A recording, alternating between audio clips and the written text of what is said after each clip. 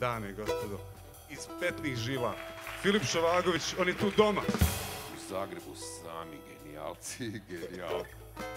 U principu ja i nemam nesanicu, mada bi volio da imam nesanicu, onda da bi to kao neki alibi.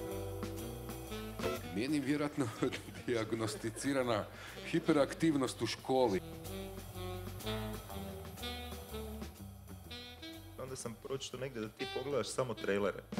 Kad sam bio klinac, tu su me isprovjeravali onda par puta. Dobro, o čem se radi? I bio sam u fazi kad sam konzumirao filmove, valjda sam se predozirao, ne?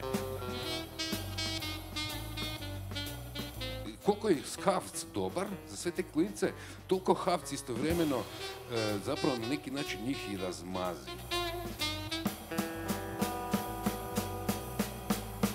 U Kaveli genijalan, ne?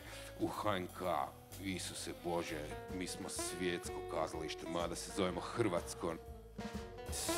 Super mi da vas ne vidim, nemam naočale, to mi je genijalno.